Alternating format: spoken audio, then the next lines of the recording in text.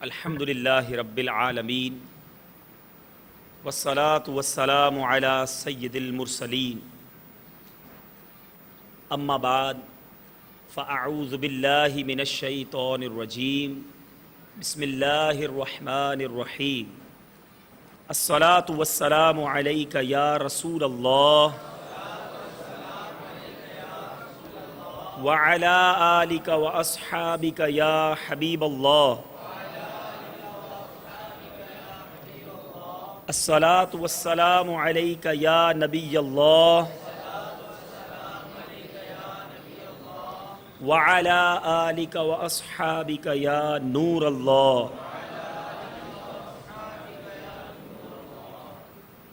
نویت سنت الاعتکاف۔ میٹھے میٹھے اور پیارے پیارے اسلامی بھائیوں، کہ جب بھی مسجد میں داخل ہوا کریں یاد فرما کر اعتکاف کی نیت کر لیں، اور یہ بھی یاد رہے کہ مسجد کے اندر کھانا پینا سونا، سحری یا افطار کرنا یہ سب کچھ شرعاً منع ہے، لیکن اگر ہم اعتکاف کی نیت کر لیں گے تو ضمناً یہ تمام کام ہمارے لیے جائز ہو جائیں گے۔ پیکر حسن و جمال، دافع رنج و ملال، صاحب جود و نوال، رسول بے مثال، بی بی آمنہ کے لال صلی اللہ تعالی علیہ وسلم کا فرمان با کمال ہے کہ بے شک بروز قیامت دہشتوں اور دشوار گزار گھاٹیوں سے جلدی نجات پانے والا وہ شخص ہوگا جو دنیا میں مجھ پر کثرت سے درود پاک پڑھنے والا ہوگا۔ صلو علی الحبیب۔ جزاک اللہ۔ میرے پیارے اور محترم اسلامی بھائیوں، ہم سب باب الاسلام سندھ کے شہر حیدرآباد میں پکھا پیر مسجد میں جمع ہیں، اور آج یہ اجتماع ذکر و نعت بابا پکھا پیر اور بلبل روضہ رسول عطار کے پیارے حاجی مشتاق عطاری رحمۃ اللہ تعالی علیہ کے ایصال ثواب کے لیے سجایا گیا ہے۔ امیر اہل سنت سے جو فیض حاجی مشتاق عطاری کو ملا، اللہ تعالیٰ اس برکت کا کچھ حصہ ہم سب کو بھی عطا فرمائے۔ میرے پیر و مرشد کتنا پیار اپنے اس مرید سے کیا کرتے کہ اپنی ایک شعر میں لکھتے ہیں، شاہ عطار کا پیارا ہے یہ مشتاق عطاری۔ اپنے آقا سے عرض کرتے ہوئے میرے مرشد فرماتے ہیں، شاہ عطار کا پیارا ہے یہ مشتاق عطاری، یہی مجدہ اسے تم بھی سنا دو یا رسول اللہ۔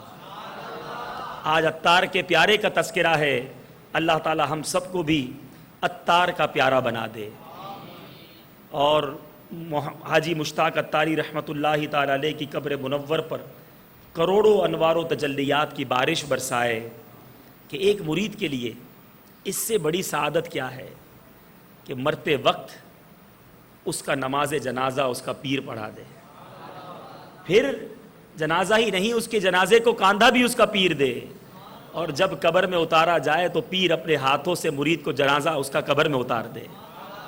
شاعر کہتا ہے نا، لاش میری نو ہت نہ لانا جد تک پیر نہ آوے، آپ پڑھے تکبیراں میریاں چک بکی دفناویں۔ حاجی مشتاق نے کئی بار یہ شعر پڑھا تھا، اللہ تعالیٰ نے وہ شعر، وہ گھڑی مقبول گھڑی تھی، ایسی قبول کی کہ اللہ تبارک و تعالیٰ نے ایک ولی کامل، ایک تو ان کو پیر عطا کیا، اور پھر میرے شیخ طریقت امیر اہل سنت نے ان کی نماز جنازہ پڑھائی، اپنے ہاتھوں سے اپنے مرید کو قبر میں اتارا، اور اللہ کی بارگاہ میں یہ صدا دی کہ مولا تیری رحمت کے حوالے اپنے مشتاق کو کرتا ہوں۔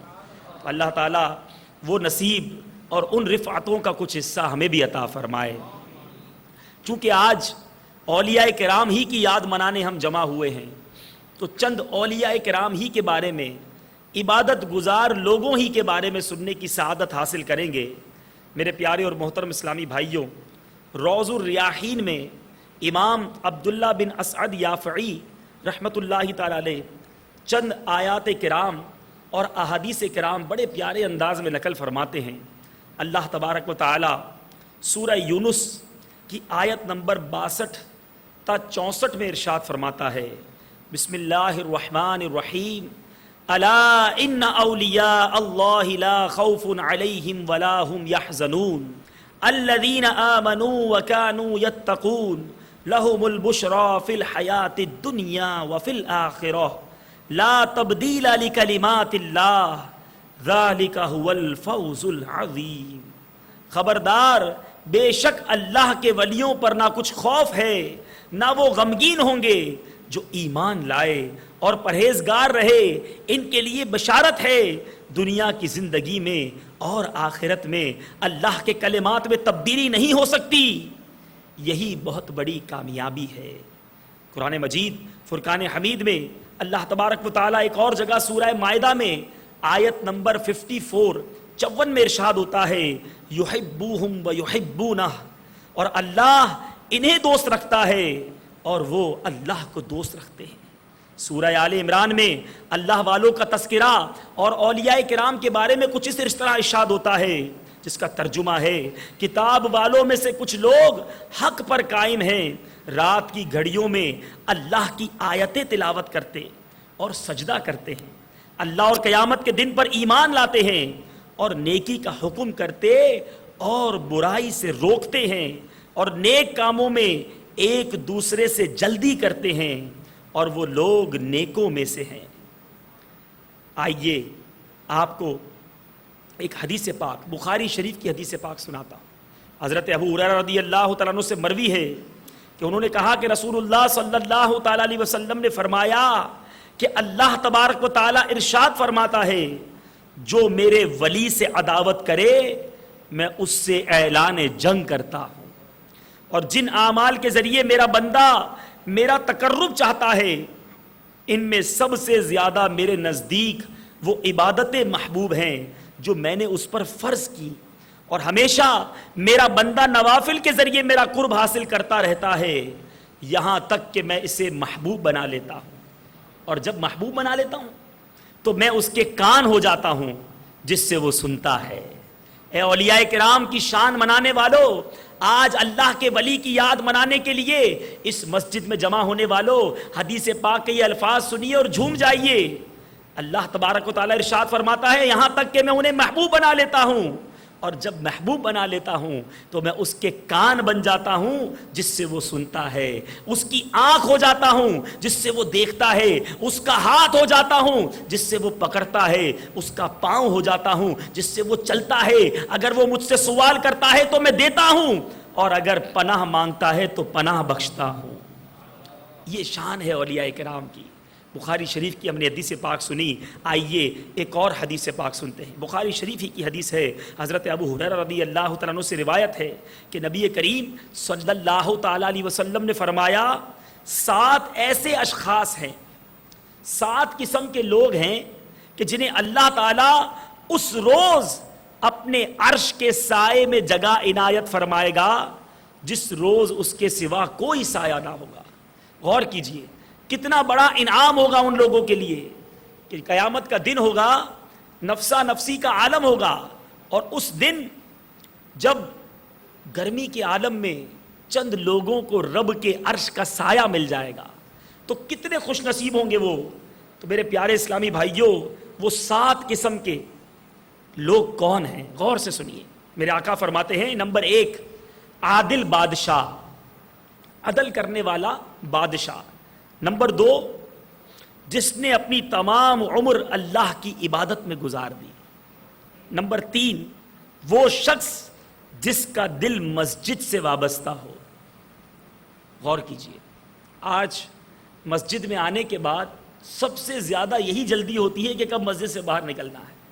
حالانکہ مومن وہ ہے، روایتوں میں یہ مفہوم ملتا ہے کہ مومن کی مثال مسجد میں اس طرح ہے کہ جیسے مچھلی پانی میں ہوتی ہے، اور مسجد کے باہر کی مثال اس طرح ہے جیسے مچھلی پانی کے باہر ہوتی ہے کہ اس کا دل باہر نہیں لگتا، جلدی مسجد میں آنے کو دل کرتا ہے، اور جب مسجد میں آ جائے تو مومن کے دل کو سکون مل جاتا ہے. بدقسمتی یہ ہے کہ آج اگر ہم مسجد میں آتے بھی ہیں تو سب سے آخر میں آتے ہیں. نماز پڑھنے اگر آتے ہیں تو پہلی دوسری رکعت نکل چکی ہوتی ہے، اور سب سے پہلے مسجد سے نکلنے کا دل ہمیں چاہتا ہے، ہمارا چاہتا ہے، سب سے پہلے ہم مسجد سے نکل جاتے ہیں. غور کیجئے قیامت کے دن اللہ کے عرش کے سائے میں اس شخص کو جگہ ملے گی جس کا دل مسجد سے وابستہ ہوگا۔ قربان جائیے میرے شیخ طریقت امیر اہل سنت پر کہ آپ کی ہر ہر ادا بہت پیاری ہے، کس کس وصف پر کلام کیا جائے، مگر مسجد سے جو وابستگی امیر اہل سنت کی ذات میں دیکھی کہ آپ کے لیے اس وقت جس طرح کے حالات ہیں آپ سمجھ سکتے ہیں، کھلے عام امیر اہل سنت مسجد میں تشریف نہیں لا سکتے، مگر جب فیضان مدینہ میں آپ کو دیکھا، آپ تشریف لاتے ہیں تو اتنا خوش ہوتے ہیں، آپ کی خوشی آپ کے چہرے سے جھلک رہی ہوتی ہے، کیونکہ اللہ کے گھر میں آنا نصیب ہو گیا ہے۔ بالکل وہی روایت یاد آ جاتی ہے کہ مومن کا دل مسجد میں اس طرح لگتا ہے جس طرح مچھلی پانی کے اندر ہوتی ہے۔ اور پھر دیکھا گیا کہ جب ماہ رمضان گزرا، عاشق ماہ رمضان دیکھنا ہو تو امیر اہل سنت کو دیکھ لیجئے۔ آج تک کتابوں میں ایسا نہیں پڑھا کہ کوئی شخص ماہ رمضان کے جانے پر اس طرح غمزدہ ہوتا ہو، اس طرح بلک بلک کر روتا ہو کہ جیسے کوئی عزیز فوت ہو گیا ہے۔ میرے پیارے اسلامی بھائیوں، ہم تو اگر بالفرض دو چار آنسو بہے تو الوداع رمضان سنی تو بہے، اس کے بعد چاند نظر آ گیا تو عید کی خوشی میں مصروف ہیں۔ امیر اہل سنت عید گزرنے کے کتنے مہینوں بعد تک ماہ رمضان کو یاد کیا کرتے ہیں، دل جلا کرتا ہے۔ تو میں عرض کر رہا تھا کہ دل مسجد میں وابستہ کیسا ہے۔ اسلامی بھائی بتاتے ہیں کہ جب ماہ رمضان گزرا، ایک تو رمضان جانے کا غم، اور پھر جب ماہ رمضان گزرنے کے بعد امیر اہل سنت کی گھر کی طرف روانگی ہوئی، کیونکہ ماشاءاللہ 30 دن فیضان مدینہ میں رہے تھے، اب گھر جانا ہے تو مسجد چھوٹنے کا غم۔ بتا رہے تھے اسلامی بھائی کہ دیواروں سے لپٹ کر والہانہ رو رہے تھے کہ میں مسجد سے اپنے گھر کیوں جا رہا ہوں۔ غور کیجئے، ایسا ہم میں سے کس کا دل مسجد میں لگتا ہے کہ اللہ کا گھر اس قدر فرحت بخش ہو بندے کے لیے، اس قدر اسے راحت ملے کہ جب مسجد میں آئے تو اس کا دل پرسکون ہو جائے۔ میرے پیارے اسلامی بھائیوں، اس شخص کو عرش میں عرش کا سایہ قیامت کے دن ملے گا۔ نمبر 4، وہ دو شخص جو اللہ کے لیے آپس میں محبت رکھتے ہوں، خدا ہی کے لیے ملیں اور خدا ہی کے لیے جدا ہوں، تو ان کو بھی قیامت کے دن پروردگار کے عرش کا سایہ نصیب ہوگا۔ اب ہم سوچیں، ہماری دوستیاں کس لیے ہیں؟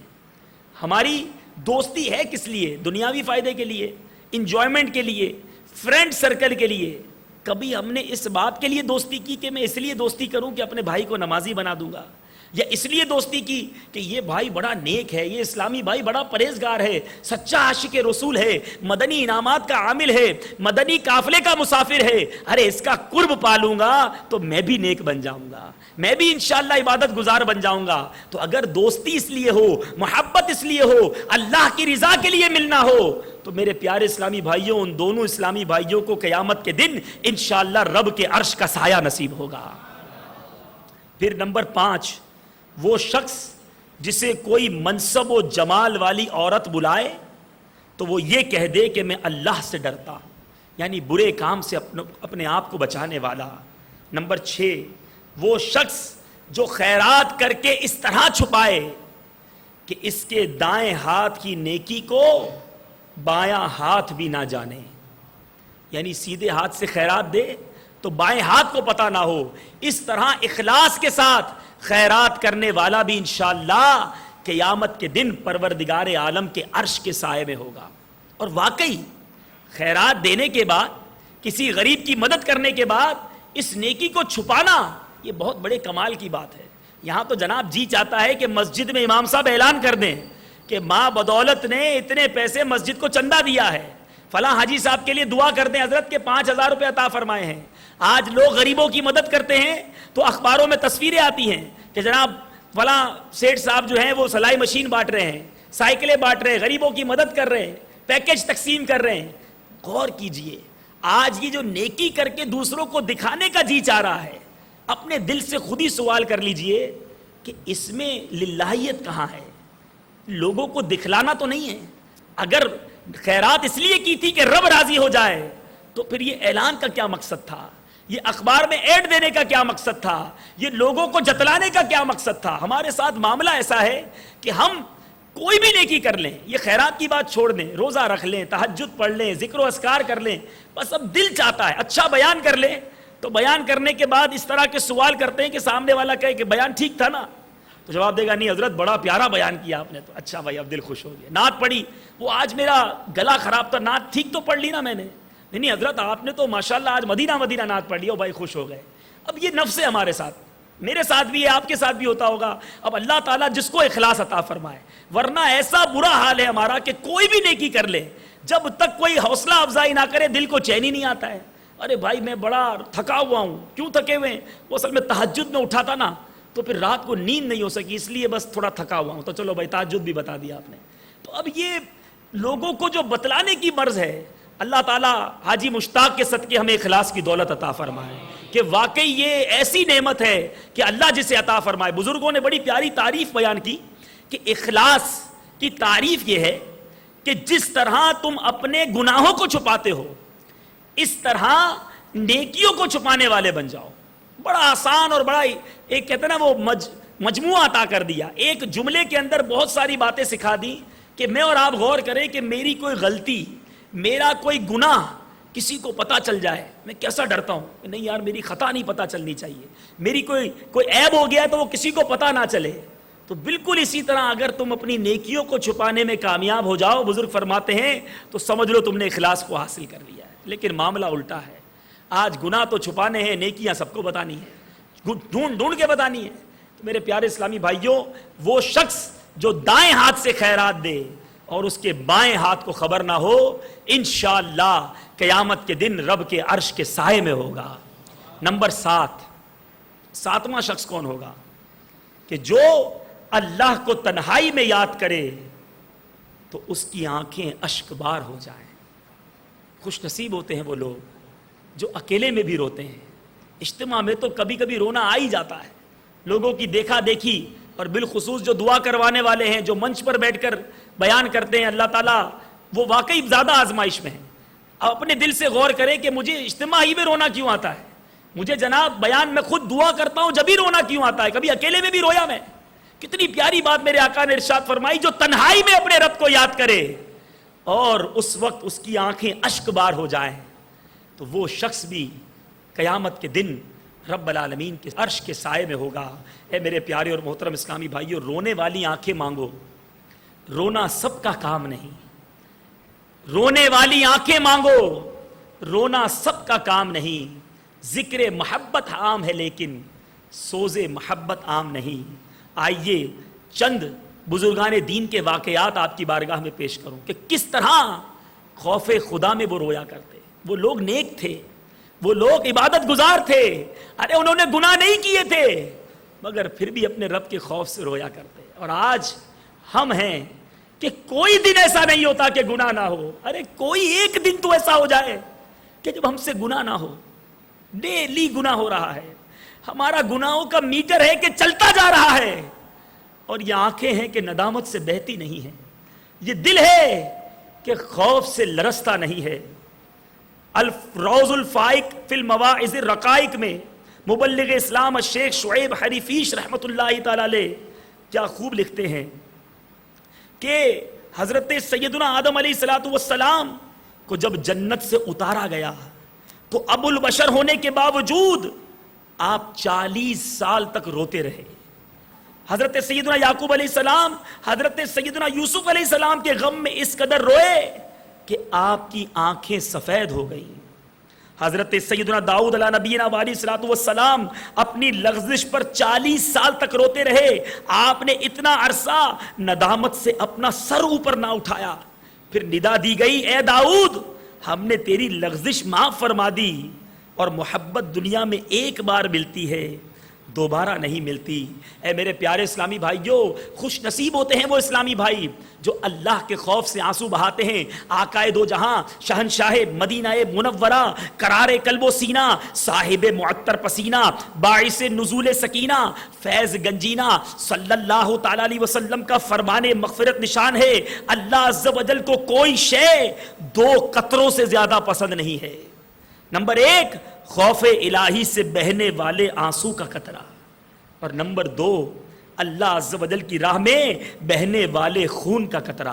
یہ 2 قطرے میرے رب کو بہت پسند ہیں. سرکار مدینہ، قرار قلب و سینہ، باعث نزول سکینہ، صلی اللہ تعالی علیہ وسلم کا فرمان ذیشان ہے، بروز قیامت ہر آنکھ روئے گی مگر وہ آنکھ جو اللہ عز و جل کی حرام کردہ اشیاء سے بچی اور وہ آنکھ جو رات بھر اللہ عز و جل کی راہ میں جاگتی رہی، اور وہ جس سے اللہ عز و جل کے خوف سے مکھی کے سر کی مثل آنسو بہا، وہ آنکھ قیامت کے دن نہ روئے گی، اس دن خوشی اس کا مقدر ہوگی۔ حضور نبی کریم صلی اللہ تعالی علیہ وسلم اکثر اوقات یہ دعا فرمایا کرتے، غور کیجئے، میرے آقا وہ ہیں جن کے صدقے لوگ جنت میں جائیں گے۔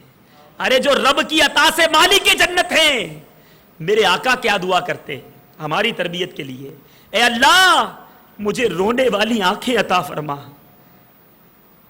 جو تیرے خوف سے آنسو بہاتی رہیں اس سے پہلے کہ خون کے آنسو رونا پڑے اور داڑھیں پتھر ہو جائیں۔ میرے اشک بہتے رہیں کاش ہر دم، میرے اشک بہتے رہیں کاش ہر دم، تیرے خوف سے یا خدا یا الہی، تیرے خوف سے یا خدا یا الہی، تیرے خوف سے تیرے ڈر سے ہمیشہ، تیرے خوف سے تیرے ڈر سے ہمیشہ میں تھر تھر رہوں کانپتا یا الہی، میں تھر تھر رہوں کانپتا یا الہی، مجھے نار دوزخ کہیں نہ جلا دے، مجھے نار دوزخ کہیں نہ جلا دے، کرم ہو کرم یا خدا یا الہی، کرم ہو کرم یا خدا یا الہی۔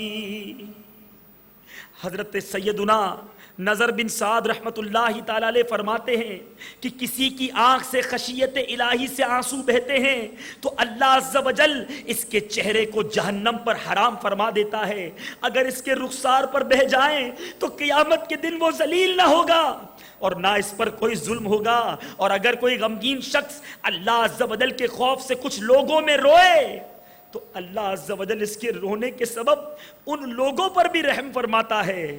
آنسوؤں کے علاوہ ہر عمل کا وزن کیا جائے گا، اور آنسوؤں کا ایک قطرہ آگ کے سمندروں کو بجھا دیتا ہے۔ اے میرے پیارے اور محترم اسلامی بھائیوں، رونے والی آنکھیں مانگو، رونا سب کا کام نہیں، ذکر محبت عام ہے لیکن سوز محبت عام نہیں۔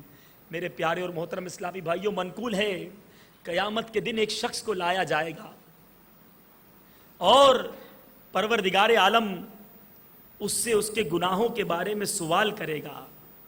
وہ شخص انکار کرے گا کہ میں نے یہ گناہ نہیں کیے۔ پروردگار ارشاد فرمائے گا میرے پاس اس کے مضبوط گواہ ہیں۔ وہ تو اپنے دائیں دیکھے گا، وہ اپنے بائیں دیکھے گا، کہے گا مولا گواہ کہاں ہیں؟ پروردگار اس کے ہاتھوں کو حکم دے گا، اب اس کی زبان پر مہر لگا دی جائے گی، الیوم نختم علی افواہہم وتکلمنا ایدیہم، اس دن تمہارے منہ پر مہر لگا دی جائے گی۔ اب ہاتھ کلام کریں گے کہ ہاں مولا میں نے حرام کیا تھا، آنکھیں بولیں گی ہاں میں نے حرام دیکھا تھا، زبان بولے گی ہاں میں نے حرام کہا تھا، پیر بولیں گے ہاں میں حرام کی طرف چلا تھا۔ اب اس شخص کو جہنم کی طرف جانے کا حکم سنا دیا جائے گا، تب اس گناہگار شخص کی آنکھ کا ایک بال بولے گا مولا مجھے بھی تیری بارگاہ میں کچھ عرض کرنا ہے۔ ارشاد ہوگا کہو کیا کہتے ہو؟ وہ کہے گا مولا کیا تیرا فرمان نہ تھا کہ اگر کوئی شخص اتنا بھی تیرے خوف سے رو بیٹھے کہ اس کی آنکھ کا ایک بال تر ہو جائے تو تو جہنم کی آگ کو اس پر حرام قرار دے دے گا؟ پروردگار فرمائے گا میرا یہ فرمان سچ ہے، تو وہ آنکھ کا بال گواہی دے گا مولا میں گواہی دیتا ہوں کہ یہ تیرا بندہ تیرے خوف سے ایک بار رویا تھا اور میں اس کے ان آنسوؤں سے گیلا ہو گیا تھا۔ میرا رب ارشاد فرمائے گا اے فرشتو میرے اس بندے کو جنت میں داخل کر دو، اور ندا دی جائے گی یہ وہ شخص ہے جو اپنی آنکھ کے ایک بال کے گواہی کی برکت سے جنت میں داخل کر دیا گیا۔ خوش نصیب ہوتے ہیں وہ لوگ جو خوف خدا میں روتے ہیں۔ ہمارے بزرگان دین کس طرح دنیا سے جانے پر غمزدہ ہوتے ہیں۔ آج ہم میں سے کوئی دنیا سے جاتا ہے تو اس لیے غمزدہ ہوتا ہے کہ جناب میرا بینک بیلنس چھوٹ رہا ہے، بیوی بچے چھوٹ رہے ہیں، دنیا کی رنگینیاں چھوٹ رہی ہیں۔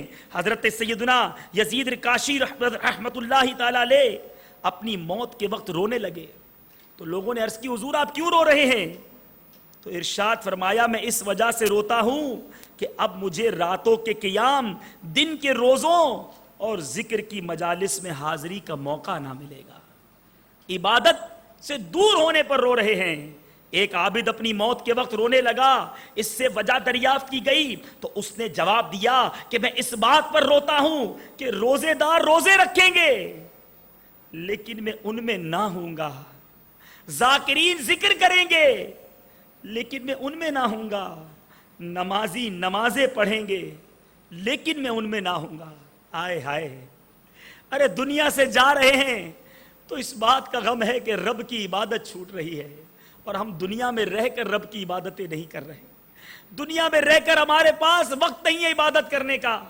آج کہو بھائی آپ نمازوں کی پابندی کیجئے، جواب ملتا ہے بھائی کیا کروں بہت کاروبار میں مصروف ہوں، نمازوں کا وقت نہیں نکلتا۔ ارے بھائی سنتوں پر عمل کر لیجئے، سرکار کے دشمنوں کے طریقوں پر عمل نہ کیجئے۔ جواب ملتا ہے بھائی دنیا کے ساتھ چلنا پڑتا ہے، جیسا دیس ہے ویسا بھیس ہے۔ سوچئے تو صحیح مرنے کے بعد اپنے رب کو کیا منہ دکھائیں گے، کیا جواب دیں گے؟ آج تو نمازیں قضا ہو رہی ہیں، آج تو معاذ اللہ رمضان کے روزے مسلمان قضا کر دیتے ہیں۔ اے میرے پیارے اور محترم اسلامی بھائیوں، روایتوں میں آتا ہے کہ ماہ مبارک میں روزانہ افطار کے وقت 10 لاکھ گناہگاروں کو جہنم سے آزاد کر دیا جاتا ہے۔ روزانہ 10 لاکھ بخشے جائیں۔ ارے کبھی تو افطار کے وقت میرے ہاتھ اٹھے ہوئے ہوں، کبھی تو آنکھوں سے آنسو بہہ نکلے کہ مولا آج 10 لاکھ بخشے جائیں گے، ان بخشے جانے والوں میں میرا بھی نام لکھ دے۔ مالک میں نے بھی بہت گناہ کیے ہیں، میں بہت گناہگار ہوں، مولا تو 10 لاکھ کو بخش رہا ہے، آج ان بخشے جانے والوں میں میرا نام لکھ دے۔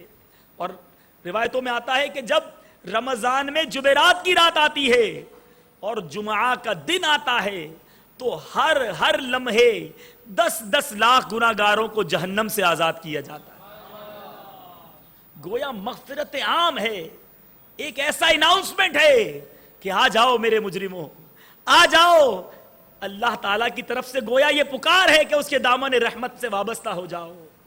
اور پھر بھی اگر مسلمان رمضان میں گناہ کرے، پھر بھی اگر مسلمان رمضان میں روزے قضا کرے، پھر بھی اگر مسلمان رمضان میں بھی رب کو ناراض کرے، ارے وہ رب تو بخشنا چاہتا ہے، وہ رب تو عطاؤں کے در کھول رہا ہے، اور اس میں بھی رب کو ناراض کیا جائے، بد نصیبی ہے اس شخص کی جو رمضان کو پا کر بھی اپنی مغفرت نہ کروا سکے۔ اور جب چاند رات آتی ہے، جب ماہ رمضان کی آخری رات آتی ہے، اللہ تعالیٰ فرشتوں سے کہتا ہے فرشتوں اس بندے کے بارے میں کیا کہتے ہو، اس مزدور کے بارے میں کیا کہتے ہو جس نے اپنی مزدوری پوری کی؟ فرشتے عرض کرتے مولا اس کو اس کا حق ملنا چاہیے۔ اللہ تعالیٰ فرماتا ہے فرشتوں گواہ ہو جاؤ، میں نے ان سب کی مغفرت فرما دی۔ یہ ماہ رمضان کی جب آخری رات آتی ہے تو اللہ تبارک و تعالی پورے مہینے میں جتنے بخشے ہوتے ہیں کیلکولیٹ کیجئے کہ ہر روز 10 لاکھ بخشے جا رہے ہیں، جمعرات اور جمعے کی ہر گھڑی 10 لاکھ بخشے جا رہے ہیں، اور جب چاند رات آتی ہے تو جتنے بخشے گئے ہوتے ہیں اس کی تعداد کے مطابق اس ایک رات میں بخشش کر دی جاتی ہے۔ اب غور کیجئے کہ وہ رات مزدوری ملنے کی رات ہے، مگر اس رات مسلمان کیا کر رہے ہوتے ہیں؟ بازاروں میں گھوم رہے ہوتے ہیں، بے پردگی کے اڈوں پہ گھوم رہے ہوتے ہیں۔ وہ رات، ارے آج تو مزدوری ملنی ہے، آج تو پورا مہینہ عبادت کر کے رب کی بارگاہ میں جھولی پھیلانے والی رات ہے، لیلۃ الجائزہ ہے، اور بندہ اس رات رب کو ناراض کرنے میں لگا ہوا ہے۔ گویا معاذ اللہ مسلمان شیطان کے استقبال کے لیے نکل کھڑا ہوتا ہے۔ سارا مہینہ رمضان میں شیطان قید رہا، جس رات اس کو چھٹی ملی تو کئی مسلمان نوجوان اب بازاروں کا رخ کرتے ہیں، اب بے پردگی ہو رہی ہے، نت نئے پروگرام بن رہے ہیں، فلموں کی ٹکٹیں بک کروائی جا رہی ہیں، تفریح گاہ پہ جانے کے پلان بن رہے ہیں۔ ارے میں آپ سے سوال کرتا ہوں، اگر آپ کسی ادارے میں جاب کرتے ہو اور جس دن بونس ملنے کا دن ہو، جس دن بونس کے ساتھ سیلری بھی ملنی ہو، اور اس دن اگر آپ جاتے ہی اپنے باس کو ناراض کر دیں، وہ کہے یہ کرو تو آپ اس کا الٹا کرنا شروع کر دیں، توڑ پھوڑ کر دیں دفتر کے اندر، اس کی ساری باتیں ماننا رد کر دیں اس کا، تو کوئی یہی کہے گا یار آج کے دن بھی تمہیں یہ کرنا تھا، آج تو سیلری ملنے کا دن تھا، آج تو بات مان لیتے، آج تو فرما برداری والی بات کرتے، بے وقوف ہو، آج ملنے کا دن تھا، آج ہی تم نے ناراض کر دیا۔ دنیاوی باس کے لیے تو ہماری عقل چلتی ہے، مگر اس وقت ہماری عقل کہاں چلی جاتی ہے کہ لیلۃ الجائزہ مزدوری ملنے کی رات ہے، اس رات تو مغفرت عام ہے، ارے جو رمضان میں نہیں بخشا گیا وہ لیلۃ الجائزہ میں بخشا جائے گا، وہ آخری چانس ہوتا ہے رب سے رحمت حاصل کرنے کا۔ مگر مسلمان اس رات گویا رب کو ناراض کرنے والے کام کرتے ہیں۔ تو سب نیت کر لیجئے کہ رمضان میں بھی کوئی گناہ نہیں کریں گے اور چاند رات کو بھی نہیں کریں گے انشاءاللہ۔ میرے پیارے اسلامی بھائیو، لوگ کہتے ہیں کہ ہم سے روزے رکھے نہیں جاتے اور روزہ رکھنا بڑا مشکل ہے جناب، حیدرآباد کی گرمی، اور پھر طرح طرح کے بہانے بناتے ہیں۔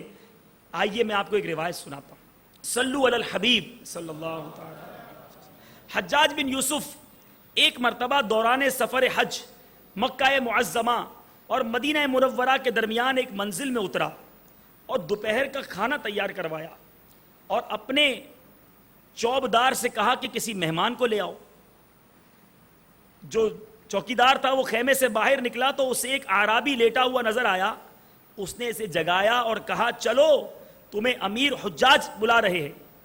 اعرابی آیا تو حجاج نے کہا میری دعوت قبول کرو اور ہاتھ دھو کر میرے ساتھ کھانا کھانے بیٹھ جاؤ۔ اعرابی بولا معاف فرمائیے، آپ کی دعوت سے پہلے آپ سے بہتر ایک کریم کی دعوت قبول کر چکا ہوں۔ حجاج نے کہا وہ کس کی؟ وہ بولا اللہ تعالیٰ کی، جس نے مجھے روزہ رکھنے کی دعوت دی اور میں روزہ رکھ چکا ہوں۔ حجاج نے کہا اتنی سخت گرمی کا روزہ؟ یہ نفلی روزہ تھا۔ وہ کہتا ہے اتنی سخت گرمی کا روزہ؟ اعرابی نے کہا ہاں، قیامت کی سخت ترین گرمی سے بچنے کے لیے۔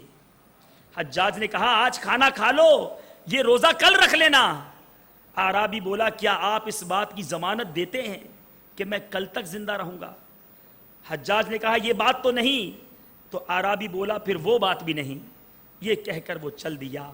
میرے پیارے اور محترم اسلامی بھائیوں، اگر قیامت کی گرمی سے بچنا چاہتے ہیں تو آج کی گرمی برداشت کر لیجیے۔ قیامت کی پیاس سے بچنا چاہتے ہیں تو آج روزے کی پیاس برداشت کر لیجیے۔ ارے رب کی بارگاہ میں جب اس کا بندہ پیاسا ہوتا ہے، آپ غور تو کیجئے کہ روزہ دار پر رب کو پیار کتنا آتا ہوگا کہ میرا بندہ سب کچھ اس کے سامنے موجود ہے۔ کیسا یقین ہے رب پر اس کا کہ اکیلے کمرے میں ہے، ٹھنڈا پانی بھی موجود ہے، کوئی دیکھ نہیں رہا، دنیا کی ہر نعمت موجود ہے، پیاس بھی لگی ہوئی ہے، بھوک بھی لگی ہوئی ہے، مگر رب کی رضا کے لیے حلال کاموں سے بچا ہوا ہے۔ تو پروردگار عالم انشاءاللہ اگر روزہ دار صدقے دل سے روزے رکھے، مالک کریم اس پیاس کے صدقے محشر کی پیاس سے بچا لے گا۔ میرے پیارے اور محترم اسلامی بھائیوں، آئیے ایک اور روزہ دار کی بڑی پیاری روایت آپ کو سناؤں کہ کس طرح ہمارے اسلاف روزہ رکھا کرتے اور اس کی برکتیں حاصل کیا کرتے۔ میرے پیارے اور محترم اسلامی بھائیوں، صاحب دلائل الخیرات حضرت شیخ سید محمد سلیمان جزولی رحمۃ اللہ تعالی علیہ، جن کے بارے میں ہم کئی بار سنتے ہیں کہ آپ کی قبر جو تھی وہ الحمدللہ معطر تھی، اور حضرت سیدنا امام قتادہ رضی اللہ تعالیٰ عنہ وغیرہ کے استاذ حضرت سیدنا عبداللہ ابن غالب حدانی قدس سرہ الربانی شہید کر دیے گئے۔ تدفین کے بعد ان کی قبر شریف کی مٹی سے مشک کی خوشبو آتی تھی۔ کسی نے خواب میں دیکھ کر پوچھا ما سنعتا، یعنی اللہ تعالیٰ نے آپ کے ساتھ کیا معاملہ فرمایا؟ کہا اچھا معاملہ فرمایا گیا۔ پوچھا آپ کو کہاں لے جایا گیا؟ کہا جنت میں۔ پوچھا کون سے عمل کے باعث؟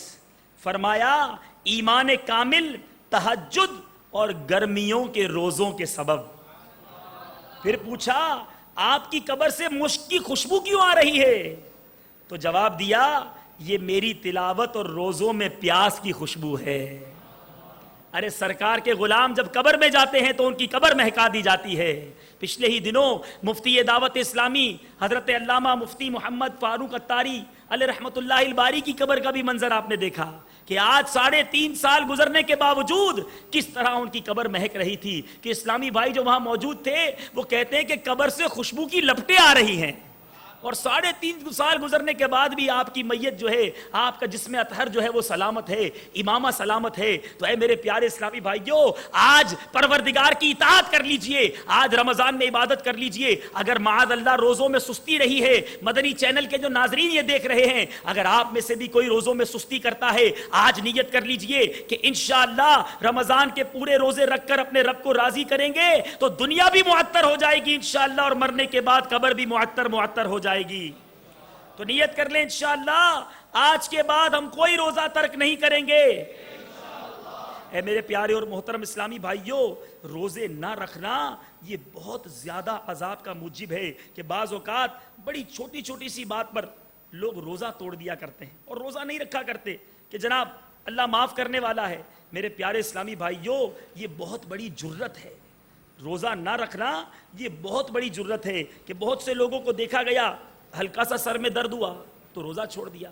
نہیں میرے پیارے اسلامی بھائیوں، روزہ چھوڑنے کا بہت شدید گناہ ہے، روزہ چھوڑنے والے کو بہت سخت عذاب دیا جاتا ہے۔